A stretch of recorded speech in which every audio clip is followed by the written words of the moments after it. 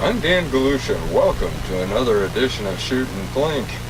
Hey, today we're going to be doing a comparison.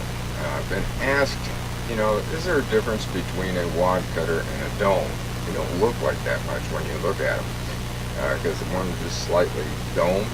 And what I did is had a chance to purchase some of these.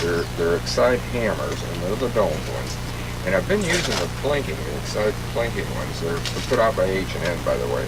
And I thought, okay, they're same brand. And that's what I'm going to do, is I'm going to compare those. And I thought, now, what am I going to shoot with in order to compare them? Well, first off, what am I going to shoot at?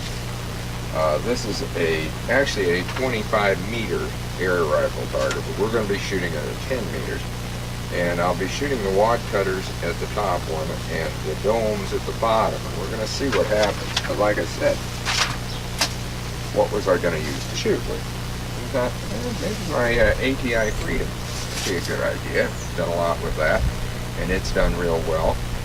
But I wanted something that was going to be pretty much consistent on the amount of force behind it. So I thought, brake barrel. That should be evenly, pretty much the same thing every time, especially since I'm going to shoot 10 rounds of each one. So I thought, what better choice? Right here. This is the Gamo Swarm, and it's got a 10 round magazine. So that's what I'm going to do. I'll load up 10 rounds of the wad cutters, and I'm going to shoot those first. And then I'll load up 10 more rounds of the dome, and we'll shoot those at the lower one. We've got the scope, so we're going to go back, like I said, at the 10 meter mark. That's just a couple inches shy of 11 yards. So let's go shoot, and then we're going to come back and we're going to talk about it.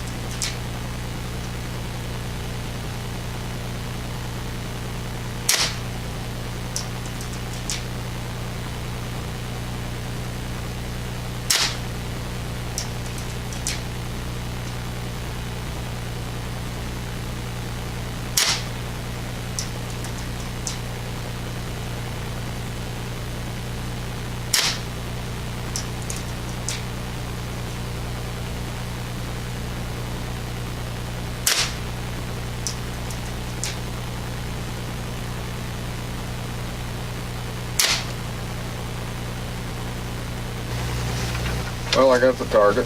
You've seen it as it happened.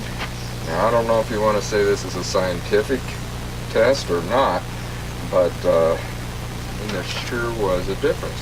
And it actually surprised me. I thought that the domes would be right on the money. They do have a good grouping. I'll show you up close. I mean, you've already seen it as it happened. But as far as the bullseye area, the wad cutters hit those in there with every round. Down here, this is the dome. No, it didn't. It even put a different hole in it, but it did have a good grouping right here. But again, now whether I'm needing to readjust the scope sighted in different with the dome? That I don't know.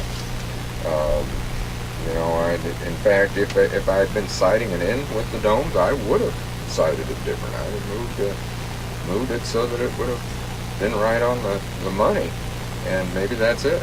It is already sighted in for wadcutters because I have been using the H&N Excite plinking style, the wadcutters, and that's what I sighted it in for. And again, this is a freestanding shooting, and all of them were within that bullseye. So hey, that's not too bad. I'd already done the 10 meter test before with this gun, which you know, I've got that series where all of my air guns, I always put them through that 10 meter pace. But today, this one did a pretty doggone good job of, I guess, showing us the difference. And again, maybe if it had been readjusted on the scope, it would have been all the difference of night and day, because the tighter grouping, as far as just those few, were actually with the dome. So I'm pretty much going to leave it up to you. I know Airgun Annie does a lot of this sort of stuff too on some testing, so maybe she's got one of those videos on it too. So until next time, shoot safe and have a great day of blinking.